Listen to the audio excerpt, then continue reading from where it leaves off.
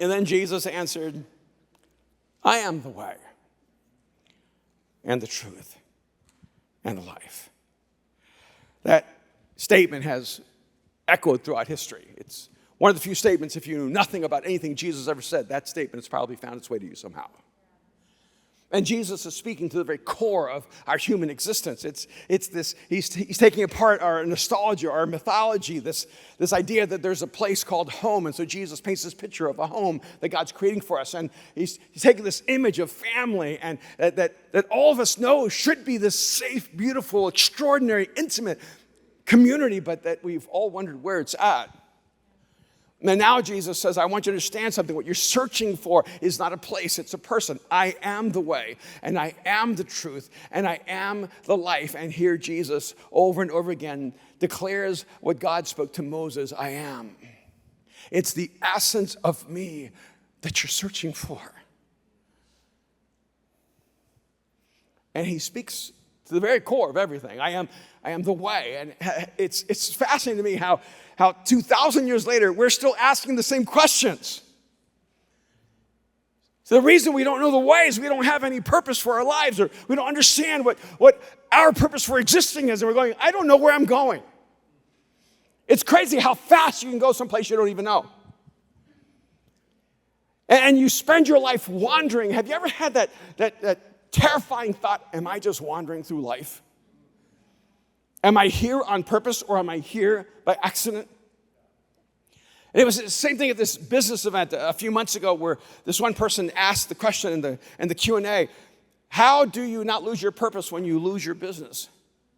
How, when you lose everything, can you avoid from losing your purpose? And I said, well, the problem is that if your purpose is your business, it's vulnerable. As long as your purpose is something you can lose, it's fragile and in danger. Your purpose should not be something you do. It should be something you are. But if your purpose is who you're becoming, nobody but nothing can touch your purpose because they can't touch that. And Jesus saying, I am your purpose. I am what will keep you from wandering. I am the way. And he's not the way to somewhere in particular. He's the way in someone in particular.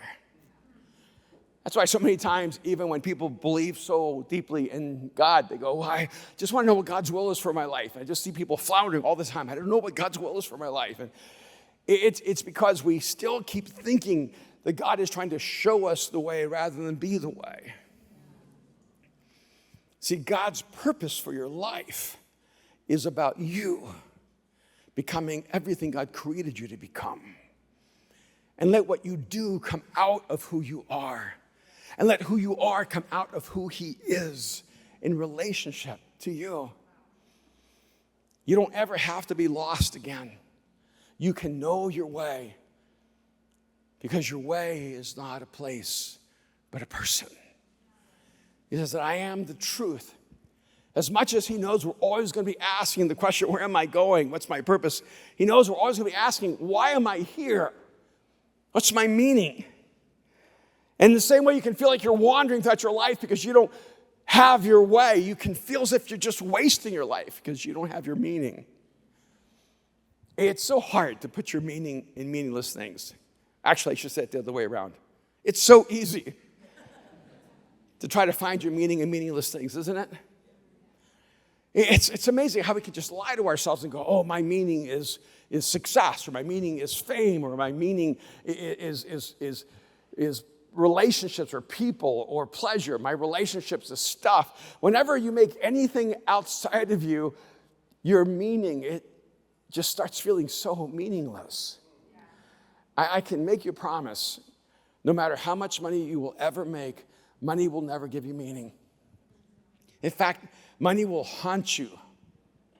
Will haunt you in the dark because you'll have so much of it and you will still have a meaningless life. And you wonder, why can't I buy my meaning? And some of us are convinced that if you can just become famous enough, if enough people can know you, then you'll have meaning. And yet, the more people know you, the more you feel unknown. I'm telling you, the more famous you become, the more you will ever wonder if anyone will ever know you for who you really are. Whenever you try to find your meaning in the things that you do or accomplish or have, it'll make life feel so meaningless and you'll have wasted your life. He says, I am the way and the truth. And here's the beautiful thing about truth. In fact, have you ever met someone who said there's just no truth? The reason we come to believe there's no truth is that we conclude that no one can be trusted. Because for truth to exist, someone has to be trustworthy. And the only reason truth exists is because God can be trusted.